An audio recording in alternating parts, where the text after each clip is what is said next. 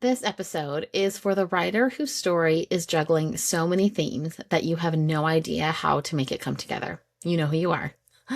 You're the writer who sees the different connections between different experiences, and you intuitively know that they go together.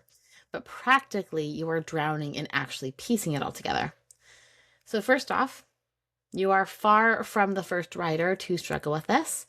Second, this episode is just for you. Let's go. You are listening to the Memoir Method podcast, the place for writers, readers, and anyone who appreciates the collective power of our stories. In this podcast, we explore the impact of memoir alongside an examination of writing techniques and strategies used in the genre. Whether you are a writer looking for inspiration and guidance or a passionate reader seeking meaningful connections through shared experiences, the Memoir Method podcast is your go-to conversation spot. I'm your host, Charlotte, editor, writer, and the heart behind Charlotte Writes. Let's get started. So the spring cohort of the Memoir Method is well underway, and each writer in this group shares a common problem. Each of their stories has so many themes that they feel like they're competing. One writer put it this way: I feel like I have 4 memoirs in one, and she does. This writer is tackling healthcare, the pandemic, work-life balance, and family life all in one memoir. Are those all in conversation with each other? Absolutely. But making sure that they're actually conversing with each other, that it's actually being executed, that's the ask. So does this sound familiar? I have worked on a memoir where the author was taking on the child welfare system, her family life, and criminal justice all in one story. Another threaded philosophy, parenthood, and faith together. Another is braiding a coming-of-age story with nostalgia with letters she inherited from her grandmother. Let me know that you don't have to have multiple themes in your story to have a compelling memoir, but most memoirs do take on more than one topic. It's totally okay if your memoir is more conceptually simple, but if you are looking at your draft and thinking that it's unwieldy with all of the pieces you feel need to fit, that is also a very common writer experience. You may not know what to lead with, what's not relevant because it all feels relevant, or your draft feels oversaturated with content. Honestly, this is why the Memoir Method even exists. Over the course of 5+ years, I have configured a process and a framework that allows you to see your own story more clearly. I want you to feel empowered to make those editorial calls and get to a point where you do know what you're doing with your story. That's my goal as your editor. And I take that into every area where I work with writers. So let's talk about why this overwhelm, why this competing happens within your story.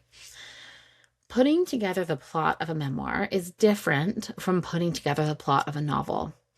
With a novel, you are the one creating every plot point. You're the brain that has to make things make sense, plug up plot holes, or add or subtract scenes. Likely, your story is much richer in your head than it might be on the page. I am not a fiction writer, but I have mad respect for all of the novelists out there with all of your spreadsheets and backstories and all of that world building that you keep off the page but informs what you write. With a memoir, though, you have a fixed set of events and experiences that you have to make sense to a reader. To you, you can feel how everything influences everything else. It's very embodied and intuitive for you to see how one thing fed into another caused that other thing, right? But it can get convoluted fast because you are a real human with a rich and complex life. You can see how the disparate elements of your life fit together, but fitting that into words on a page is where the overwhelm comes in. I like to call this a murder board memoir. You may have heard me reference that before. But this is where you have all of these memories and insights and thoughts pinned to a figurative corkboard, and you're trying to connect them all with red thread and push pins, like in procedural TV shows. But sometimes the more you work at it, the more complex it gets, and everything just feels messier than it was when you started. Here's what's happening when you're in that murder board phase. You are putting your themes in competition with each other. You want them all to get equal time and attention because they are all important, but it ends up just feeling like a shouting match in your head and confusion on the page. Most writers don't even know how to get that onto the page, if I'm honest. What you need, though, is to let those themes and experiences dance together. One chapter might be really focused on faith, while the next you home in more on your marriage. Both are going to influence the other, and both can be present in those two chapters. But as you move through the story, you're going to be emphasizing different themes at different times. The result is a balanced memoir where all the themes ultimately get equal treatment. And even more important, they enhance each other. The reader understands the faith part deeper because of the marriage part, and vice versa. In my spaces, I call this braiding a memoir. When you can braid the themes of your memoir, this is where they begin to do that dance that I just mentioned. A braided memoir has one primary conversation that the reader can track, supporting threads that deepen that conversation in different ways, and finally, scenes that do specific jobs within that conversation to support it, not scenes that exist just because they happened. Yes, your life can have 4 memoirs, but your book needs one conversation that you can tackle from different angles. So 3 signs that your memoir's themes are competing. You cannot explain your memoir in 30 seconds or less. Most of you are probably in that boat. Every single writer that I've worked with comes to me with this same confusion. They will talk for 10 to 15 minutes when we first meet, telling me all about their story. I can feel the passion and the conviction and the excitement, and also that overwhelm is right there. I can feel it with them. When you have to spend that much time telling me what you're writing, then you're not clear enough on what you're writing. When you can communicate what you're writing in a very short amount of time, that's your sign that you are learning to write smarter, not harder. Concision does not mean restriction. When you can be concise in how you communicate what your memoir is about, that doesn't mean that you are narrowing or constricting the actual story. It just means that you're focusing it so that you can tell the right story. Number 2, your chapters feel either like jumps from one thing to another that are disconnected, or they feel like a slog staying in one place for too long. This happens when you treat your story as just a plot. And this is also where you will second guess yourself the most, thinking things like, would anyone really care about this? If your memoir is this happened and then this happened and then this happened, then no, I don't think you'll be able to keep your reader with you. But when you can emphasize the thematic threads that are going to tie those plot points together, that is where you can settle into a good pacing and story rhythm. And third, you think that you need to keep adding content to make your point. First off, I would rather work with a manuscript that has too many words, because as the editor, I can better wrap my head around what I'm working with. You can always cut down. And by the time we get into the actual cutting part of a developmental edit, it becomes much more clear. Like, I've had writers who, once we really get into the conversation that they're having, it's very clear to them that they're like, oh, I don't need that chapter at all. I just deleted the whole thing. And when that happens, I just want to cheer, because that is you being the author and feeling really confident in your storytelling. If I'm working in a draft, though, that is not complete, I usually have to come at it a different way and ask different questions to you if I feel like I'm missing some of the puzzle pieces. That, though, isn't usually writers' problems. Most of you do have a manuscript that is longer than you think it needs to be.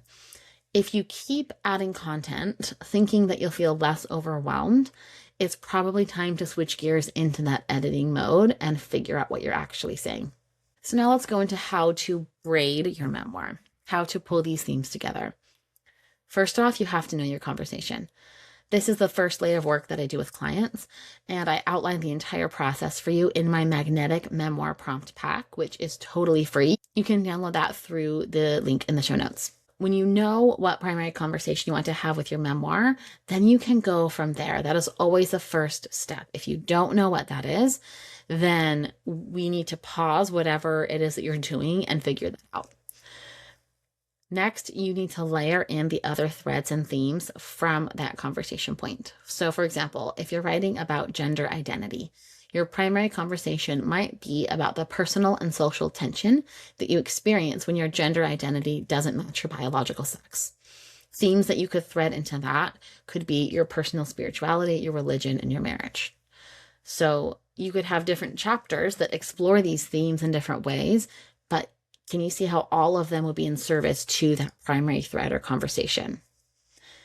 And then once you've figured out kind of how you might want to layer in those different themes, you can filter your scenes through this conversation. So as you are evaluating your existing manuscript, run each chapter and scene through that primary conversation. Ask yourself, does this scene strengthen my point? If so, then keep it, sharpen it, refine it. If not, then cut it or repurpose it or redo it. If you don't have this filter, you're going to risk oversaturating your draft with content that doesn't need to be there and calling it depth. So figure out your filter and then use it. I wanted to have a quick note on trauma dumping. So I know that you might have elements to your story that are traumatic, and you want to write about them in a way that can connect with the reader still. I have worked with several writers who were afraid of trauma dumping. So let's quickly go over what that is and how to avoid it, especially if you are juggling multiple themes to your story. When your threads are competing, you will most likely find yourself slipping into over-explaining so that the reader gets it. You really want your reader to get it. But remember that the goal for your memoir is to have a conversation, not to flood your reader with uncontextualized emotion. Use your plot points to show the reader both why you are the way that you are and to invite them into deeper contemplation and reflection on that conversation. Here's an example. I wrote an essay a few years ago that touched on a medical trauma I experienced. I did spend time in the traumatic event itself, but I used that as a doorway into examining what reality that moment created for me afterward. That experience both changed my spiritual life and it crippled my mental one. Yet the spiritual experience that I had was ultimately what gave me the light that I needed to heal mentally. If I had just written about the traumatic experience and left it there, it could have easily been received as a trauma dump and it would not have been resonant with the reader. But the trauma wasn't the point. I kept it as a plot point to lead into the deeper conversation that I wanted to have with my reader. Successful braiding of themes in your memoir can simplify the editing, publishing, and platforming process. Once you can name the conversation of your memoir, you can talk about your book in a way that will immediately connect with readers. This will allow you to query agents, pitch yourself to podcasts, build an author platform in a way that feels really good and aligned for you, and communicate clearly and authoritatively with an editor. Remember, your memoir is not about what happened to you. It's about what you did with what happened to you and why that is relevant to the reader. The best thing that you can do after finishing this podcast episode is to figure out what conversation you want to have with your story. Like I said a couple minutes ago, you want to head to the link in the show notes and download my magnetic memoir prompt pack. This will guide you through that process. And then if you're still feeling stuck, you might benefit from identifying the creative pattern that is keeping you in that loop. Take the Memoir Kryptonite Quiz. This is 2 minutes, and I will tell you your current creative pattern and how to recode it. The link to that is also in the show notes. All of this is the foundation of the work that I do inside of the Memoir Method, which is my group cohort program designed to help you make sense of your messy memoir draft. The spring cohort is currently running, and I'll be hosting the next cohort in September. You can join the waitlist in the show notes to be the first to know when enrollment is open again. As we close out, I want you to know that if you are working with what feels like a convoluted memoir, a convoluted draft, you are not out of your depth. I know it feels that way, but you're not. You can make sense of this. You just need an intentional strategy behind it. You've got this. And I'll see you next week.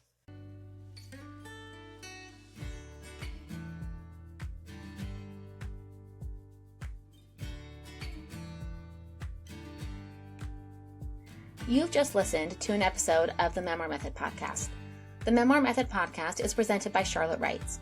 If you liked what you heard, the best way to support the show is to subscribe through your preferred podcast player. And if you're feeling especially inspired, I'd love it if you left a 5-star review on Apple Podcasts. Leaving a review really does help other readers and writers like yourself find the show. If you want to continue the conversation, you can find me on my website at charlottewrites.co or on Instagram at charlottejanewrites. Thank you for tuning in. I'll see you next time. And remember that you have a story that matters.